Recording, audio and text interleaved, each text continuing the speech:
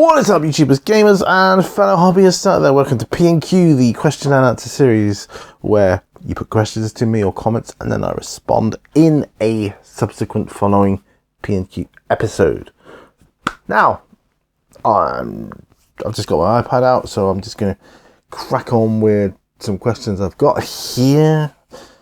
No idea what order they come out in, and that's the beauty of this, and I'm absolutely loving it right now. Don't forget, give me questions, give me comments for this. I love it. Oh, by the way, I've just sort of semi-repaired a pair of glasses of mine, so because the arm was about to fall off, you know, the little tiny little screws, piddly little screws they have in them that you need a precision screwdriver for to tighten up.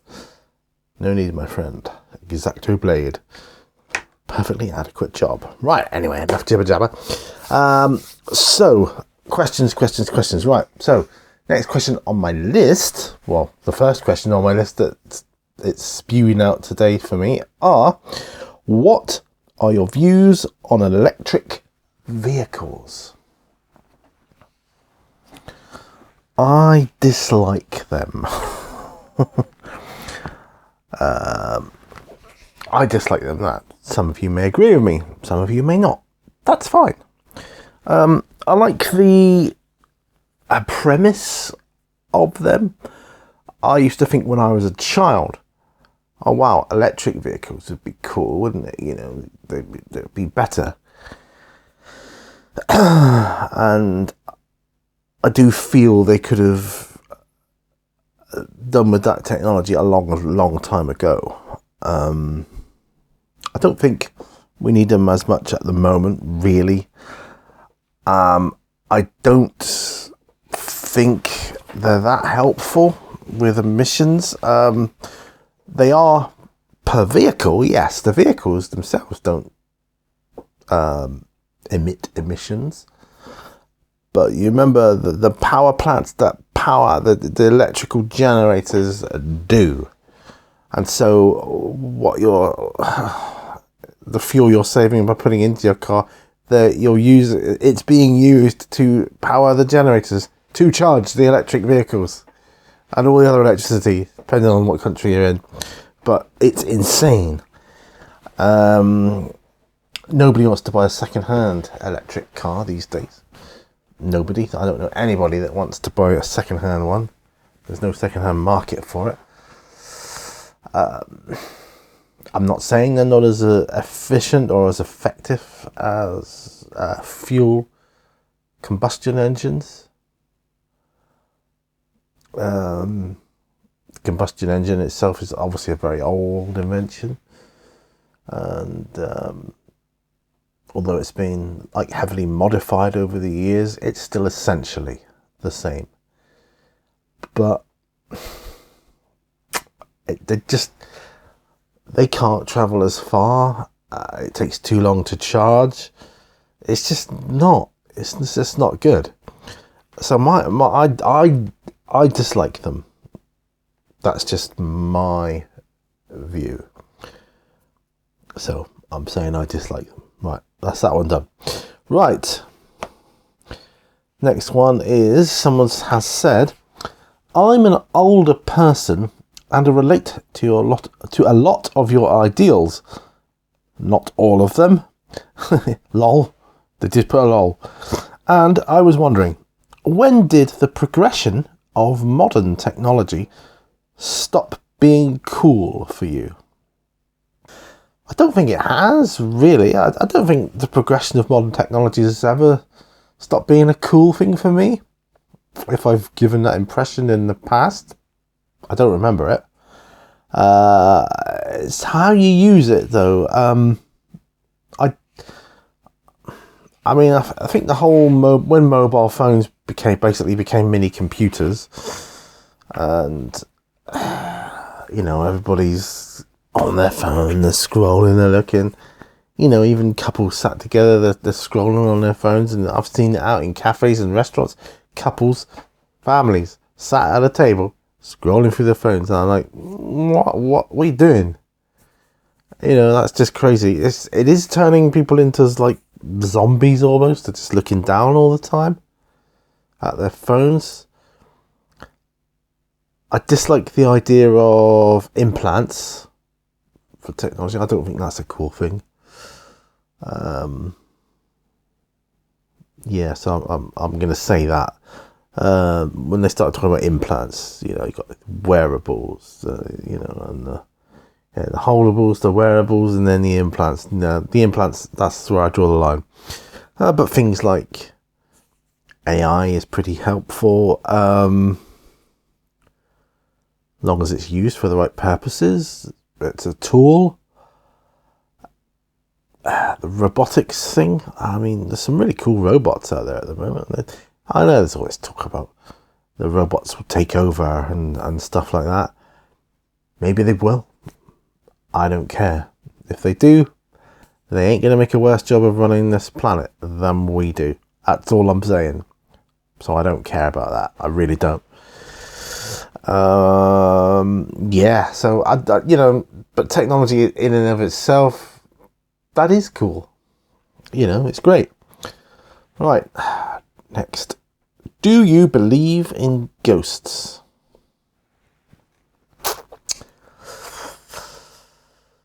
How do I word this? I definitely believe in... I believe that there are things which cannot be explained. Whether you call that a ghost, whether you call that an alien, whatever, some other supernatural phenomenon, yes, I believe in them. That's just a small part of it. Yes, I definitely do believe there are things in this realm, in this universe, that defy explanation. So I'm going to say yes on that one. Cool. Ooh, this is a good one. Did you have a favourite joystick for the 8-bit computers back in the day? Well, when I first had my 8-bit computer, I mean, joysticks were a huge luxury. Not everybody had them. You had to make do with cursor keys. But my favourite joystick for the 8-bit computers was the Kempston, or the Competition Pro. The micro-switch ones, because you could use them on games like Decathlon and that, where you had to waggle the joystick very quickly. One of the joysticks that was very popular back in the day was the Quick Shot and the Quick Shot 2, but they were very, very flimsy, broke very quickly. You could not play games like Decathlon with them, and they didn't stand up to the rigorous handling for a decent gaming experience.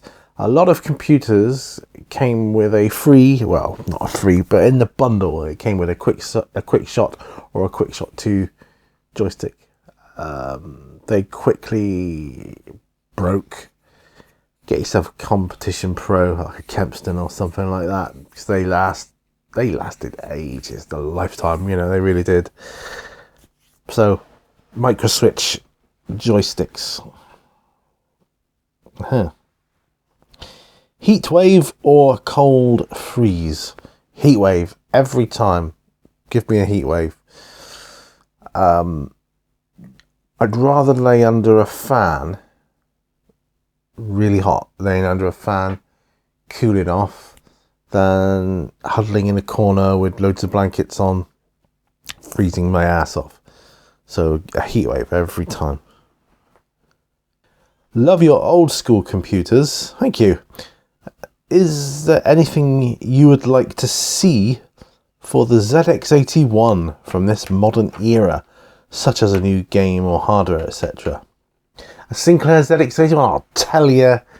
Well, I'm looking at it right now. I'll tell you what I would like to see for the ZX81. I would like to see a ZX81 connect to the internet. I'd love to see if that could be done and how it would look like. I really would. I think that would be fantastic. If anybody's done it, if anybody's seen any videos on that, can it be done? Has it been tried? I'd love that. I would absolutely love that. If anybody knows of any videos, send me a link, or in the comments below, please, on YouTube, that I can go and watch, because I would just love that. I really would love that. Do you play video games at all? Do you have a favourite video game? I suppose one I go back to more than any other if I'm playing a video game. It's quite an old game. It's Crash Bandicoot. Because it's one of those nostalgia things for me, you know. I bet you thought I was going to say something like Pac-Man or Space Invaders because I'm ancient. I reserve that for my Nintendo DS, my handheld. No, if I'm on a console, I've got a PS4. I know it's not like the most modern thing, but you know, looking at Crash Bandicoot, which came out on the PS1, so it's, you know, it's a fairly old game, but it's a great platform. I love it. I love it to bits. So that's probably one I go back to over and over and over. And the replayability of it is more than any of my other games, I would say. So I'm going to say that. Crash Bandicoot. And 2 and 3, you know. What is your go-to breakfast? Do you have one? Well, in the working week, my go-to breakfast is boring cornflakes. Mostly Kellogg's, whatever I can get though. Just plain cornflakes, no sugar and milk. You know, just put the cornflakes in the bowl, bit of milk on top, that's it. However, I do use full fat milk now. I've gone back to using full fat milk. I don't touch semi-skimmed or skimmed anymore. Weekends, I like a proper breakfast from a cafe or somewhere, like a big breakfast or something like that with fried bread and fried eggs and mushrooms and sausages, bacon, you know, all that kind of good stuff. Today I had a big breakfast, for instance, this morning in a cafe called Hughesy's where I live. They do my favourite breakfasts because they do fried bread. Everywhere else that does breakfast uses toast. I prefer fried bread. That's just my thing. So I would go there. Tomorrow, unfortunately, they don't open on Sunday, so I'll have to go somewhere else and have a breakfast. Probably a place called Pebbles, but it will be toast, not fried bread. But that's okay. That's my answer for that. What are your thoughts on AI thumbnails and other content?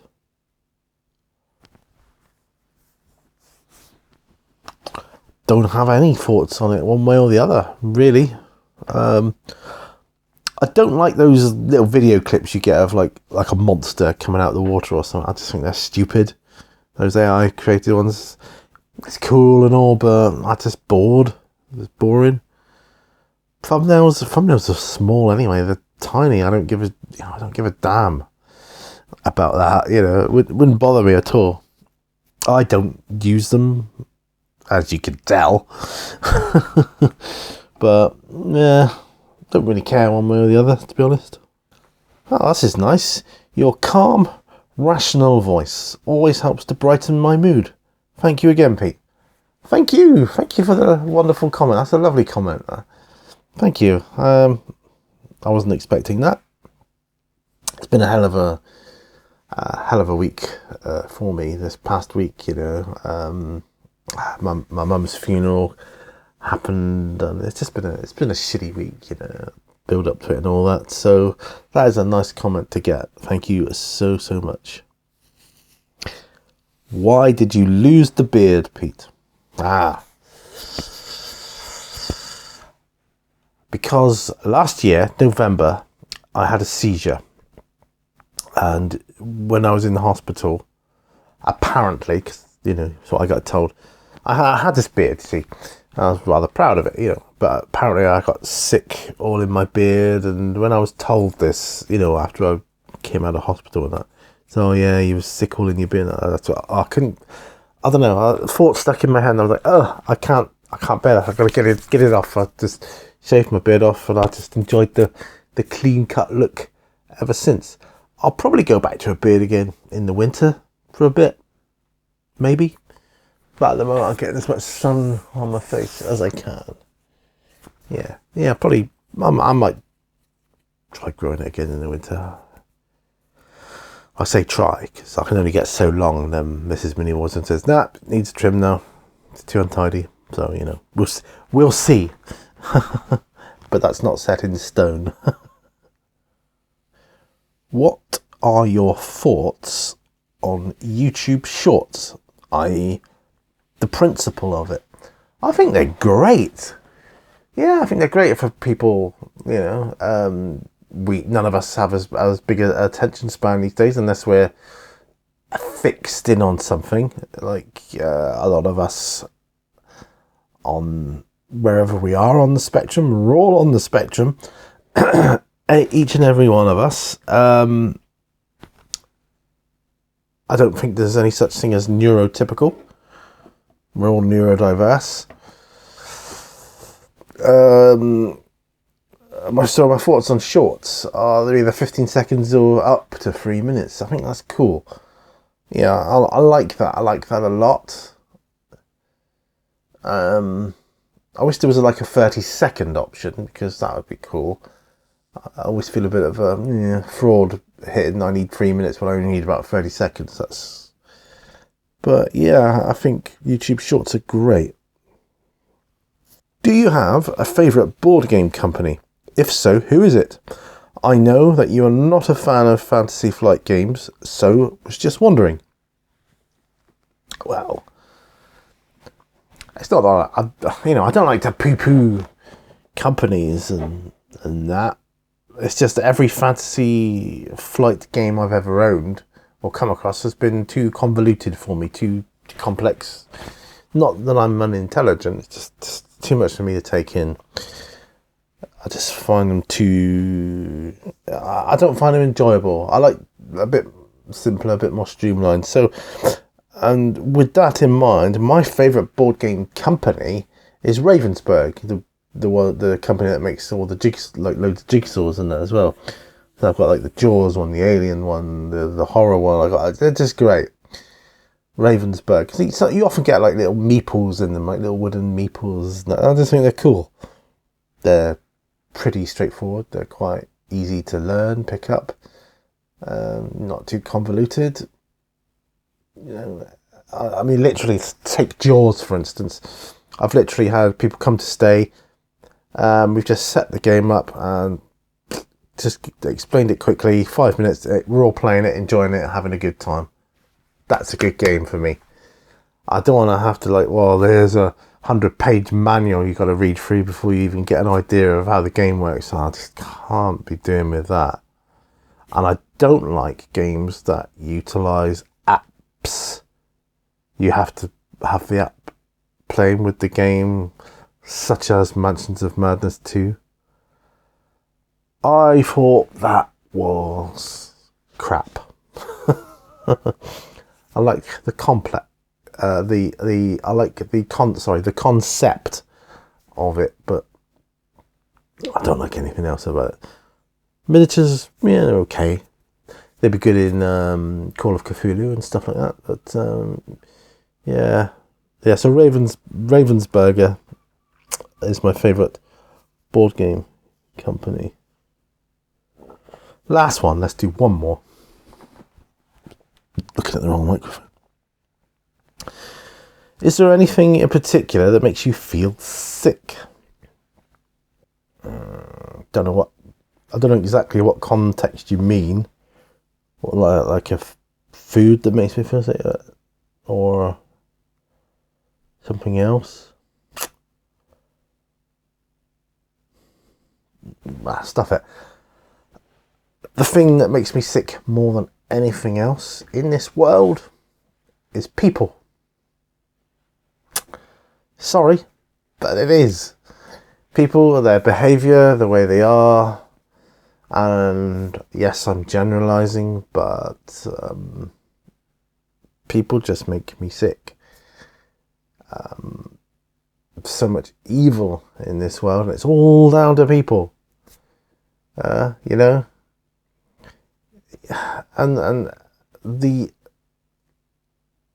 it's just so illogical the way we live in society.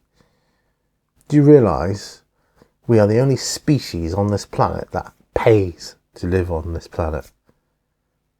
We have to pay to live. And get this, we have to pay to die. That is some funny stuff right there.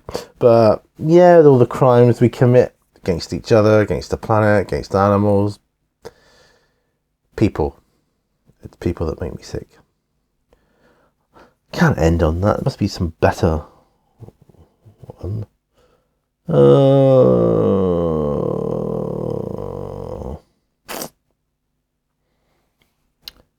Right, come on, let's click a different question.